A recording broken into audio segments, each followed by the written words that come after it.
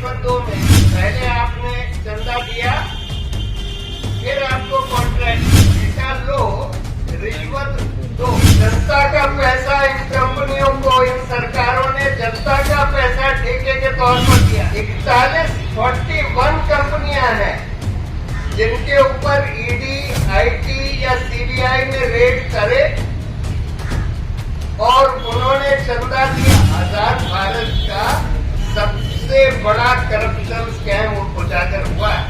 वसूली का जो धंधा चल रहा था, इसमें पैसे तो 2500 करोड़ मिले, इससे ज्यादा पैसा जो इलेक्टोरल बॉन्ड के जरिए मिला है वो घूस के तौर पर मिला है। घूस आप ले सकते हैं ईडी का डर दिखा के, आईटी सीबीआई का डर दिखा के, या घूस आप ले सकते हैं कोई कॉन्ट्रैक्ट देकर, कोई पॉलिसी बदलकर। जैसे एक कंपनी के बारे में निकला था कि उनके फेवर में पॉलिसी बदल दी गई और उनसे इलेक्टोरल बॉन्ड ले ली। ईडी, आईटी और सीबीआई के लोग, जो लोग इसमें शरीक हो गए इस पूरी कॉन्स्पिरेसी में, इनका इस्तेमाल करके हफ्ता वसूला जाए, तब तक ये पैसा वसूला जाए। सवाल ये है कि तहकीकात करेगा कौन?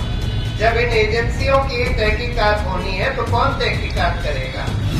आप 8000 करोड़ इलेक्टोरल बॉन्ड का चंदा ले लेते हैं और आप कहते हैं हम कोई रिकॉर्ड नहीं रखते, हमको नहीं पता कौन देगी। एक पार्टी को, भाजपा को 8250 करोड़ सिर्फ इलेक्टोरल बॉन्ड से। सुप्रीम कोर्ट ने एक कोर्ट मॉनिटर्ड इन्वेस्टिगेशन ऑर्डर किया। सामने अच्छा नहीं है। अब इलेक्टोरल बॉन्ड में क्या निकल कर आया? आफ्ताब भाई, देखिए बोल दो यार। हम लोगों ने थोड़ी अभी प्रिलिमिनरी क्विक एनालिसिस करी है, और क्योंकि आधा इलेक्टोरल बॉन्ड 50% भाजपा को मिला है, तो हमने भाजपा की थोड़ी ज्यादा गहन एनालिसिस करी। रुको 10 मिनट यार। अब मैं आपको बता दूं कि 4 तरीके से या 3 तरीके से ली गई इलेक्टोरल बॉन्ड के जरिए। पहला, जिसको हम कहते हैं चंदा दो और धंधा लो, यानी कि प्रीपेड। पहले आपने चंदा दिया, फिर आपको कॉन्ट्रैक्ट मिला।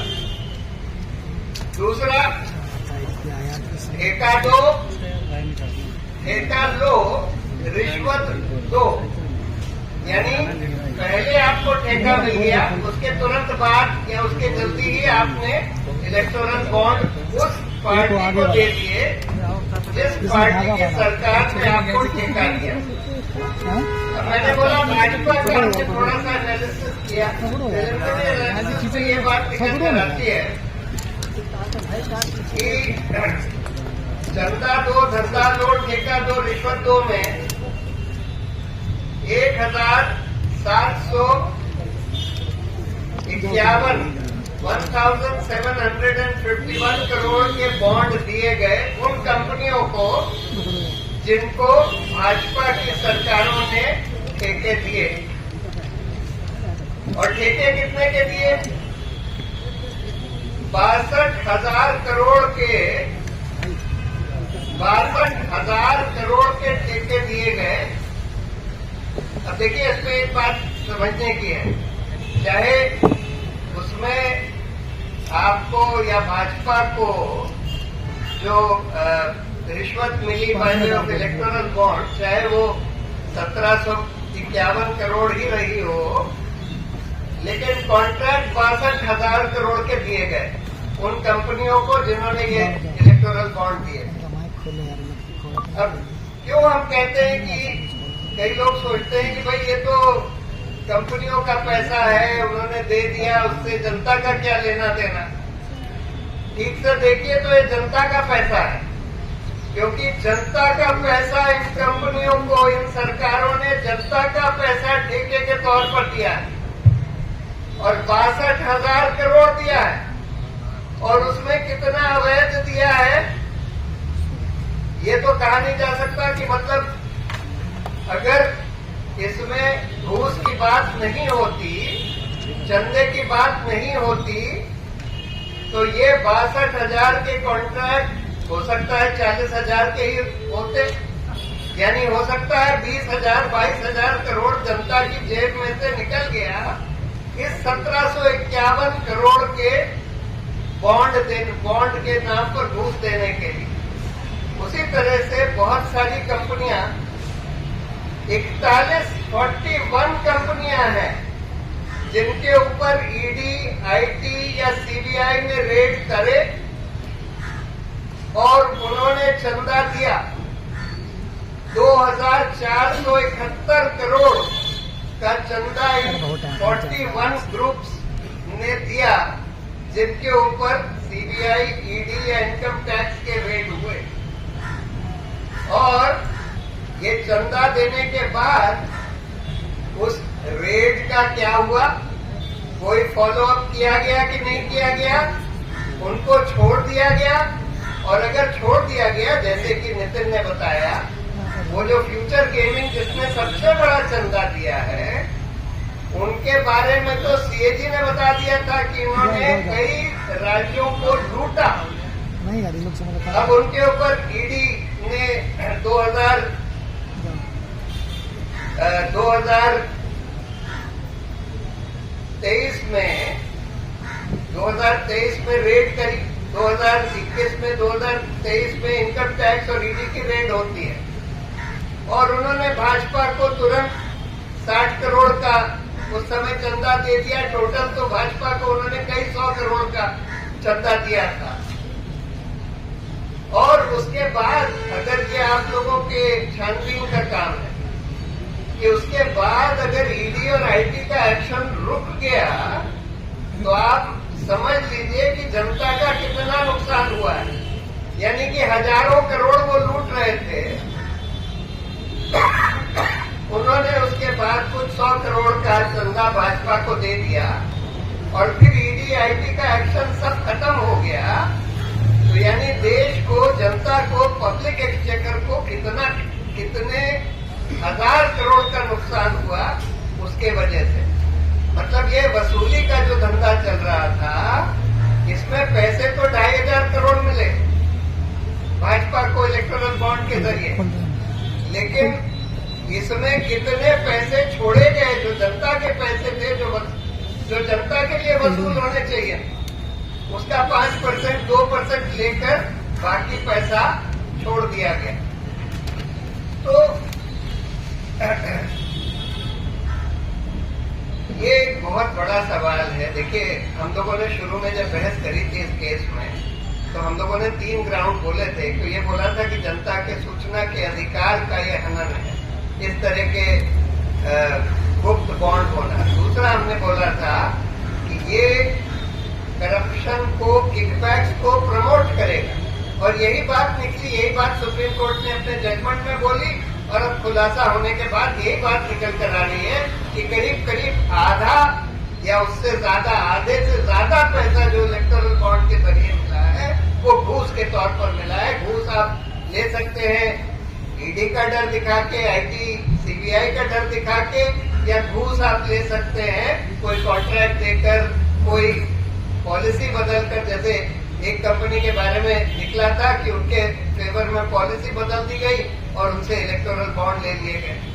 तो ये तो देखिए, ये तो एक जांच का विषय है कि इस सब की जांच होनी चाहिए, क्योंकि ये इस आजाद भारत का सबसे बड़ा करप्शन स्कैम उजागर हुआ है। और इसमें बिल्कुल एक इंडिपेंडेंट जांच होनी चाहिए। और जो भी लोग इन्वॉल्व थे, इसमें कई तरह के ऑर्गेनाइजेशंस इन्वॉल्व थे, वो कंपनियां इन्वॉल्व थी जिन्होंने इलेक्टोरल बॉन्ड दिए और जिनको टिके मिले, या जिनके ऊपर से ईडी का हाथ खींच लिया गया, ईडी, आईटी, सीबीआई का। उसमें कौन अधिकारी इन्वॉल्व थे, उसके बाद ईडी, आईटी और सीबीआई के लोग, जो लोग इसमें शरीक हो गए इस पूरी कॉन्स्पिरेसी में, इनका इस्तेमाल करके हफ्ता वसूला जाए, मतलब ये पैसा वसूला जाए, तो वो कौन थे और सरकार और भाजपा के कौन लोग थे जो इस पूरे ये ट्राइपार्टाइट कॉन्स्पिरेसी हुई। और अगर ठेका लेने की तो उसमें सरकार के और भाजपा के कौन लोग थे और इन कंपनियों के कौन लोग थे जो कॉन्स्पिरेसी में कि मतलब चंदा दो और ठेका दो वाली कॉन्स्पिरेसी में, जो कि सीधा सीधा प्रिवेंशन ऑफ करप्शन एक्ट में करप्शन होता है। तो ये चीज बाहर आनी चाहिए, इस पर पूरी तहकीकात होनी चाहिए। सवाल ये है कि तहकीकात करेगा कौन? जब इन एजेंसियों की तहकीकात होनी है तो कौन तहकीकात करेगा? ऑब्वियसली कोई इंडिपेंडेंट एसआईटी का गठन होना पड़ेगा अगर इसकी ईमानदारी से तहकीकात होनी।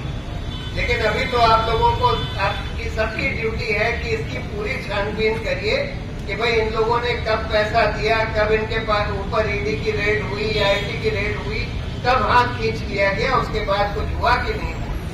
अभी तो हम यही बता सकते हैं कि भाई बहुत सारी ऐसी कंपनियां हैं जिनके ऊपर ईडी आईटी का एक्शन हुआ, उन्होंने चंदा दे दिया, उसके बाद एग्जैक्टली क्या हुआ ये आप लोग पता लगा सकते हैं। तो लास्ट बार देखिए सुप्रीम कोर्ट ने एक इंटरिम ऑर्डर दिया था 2019 में, और इसीलिए उन्होंने बोला है कि वो जो इंटरिम ऑर्डर की डेट थी 12 अप्रैल 2019, उसके बाद का ही डेटा उन्होंने ऑर्डर किया है देने के लिए। लेकिन उसके पहले के लिए सुप्रीम कोर्ट ने पार्टियों, इलेक्शन कमीशन को बोला था कि तुम पार्टी से पूछो कि उनको अभी तक जो बॉन्ड मिले हैं वो किसने दिए हैं, वो उनसे पूछो। इलेक्शन कमीशन ने पूछा, और बड़ी अजीब बात है कि छोटी छोटी पार्टियों ने तो बता दिया कि हमको किसने दिए हैं इलेक्टोरल बॉन्ड, लेकिन जो बड़ी पार्टियां हैं भाजपा, कांग्रेस, टीएमसी, इन लोगों ने नहीं बताया कि किसने दिए हैं। और एक पार्टी ने तो, जेडीयू ने तो ये कह दिया कि हमारे यहाँ कोई दरवाजे के नीचे छोड़ गया था। भाजपा वगैरह ने बोल दिया कि भाई हमको पता नहीं, हम कोई रिकॉर्ड नहीं रखते। अरे आप 8,000 करोड़ इलेक्टोरल बॉन्ड का चंदा ले लेते हैं और आप कहते हैं हम कोई रिकॉर्ड नहीं रखते, हमको नहीं पता कौन दे गया। कमाल की बात है। तो कायदे से इन पार्टियों को भी ये सारा पूरा डेटा कायदे से बाहर आना चाहिए, 2019 के पहले का भी। और जैसे मैंने बोला, ये तो दिखाता ही है कि भाई हमारा जो पूरा लोकतंत्र है उसमें पैसे का कितना खेल हो गया। ये देखिए, इलेक्शन में हर कैंडिडेट के ऊपर एक लिमिट होती है, 75 लाख कितना आप खर्च कर सकते हैं। यानी अगर भाजपा 500 कैंडिडेट लगाती है, एक कोई पार्टी 500 कैंडिडेट लगाती है लोकसभा में, तो टोटल वो 400 करोड़ से कम खर्च कर सकते हैं। और यहाँ आपने देखा कि इलेक्टोरल बॉन्ड के ही जरिए सिर्फ 5-6 साल में सिर्फ एक पार्टी को, भाजपा को 8,250 करोड़ सिर्फ इलेक्टोरल बॉन्ड से मिल जाते हैं। यानी कहाँ 400 करोड़, कहाँ 8,000 करोड़। अगर आपने कोई लिमिट लगाई है कैंडिडेट्स पर और कोई लिमिट नहीं लगाई है पॉलिटिकल पार्टीज के ऊपर, तो फिर कैंडिडेट्स के ऊपर लिमिट लगाने का कोई मतलब ही नहीं है।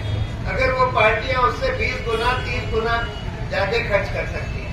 और जो वो कैश की बात कह रहे थे ना कि भाई हम कैश खत्म करना चाहते थे पॉलिटिकल प्रोसेस से, इस वजह से हम इलेक्टोरल बॉन्ड लाए, वो कैश तो पूरी तरह से चल रहा है। अगर कैश खत्म करना था तो उसका बड़ा सिंपल तरीका था।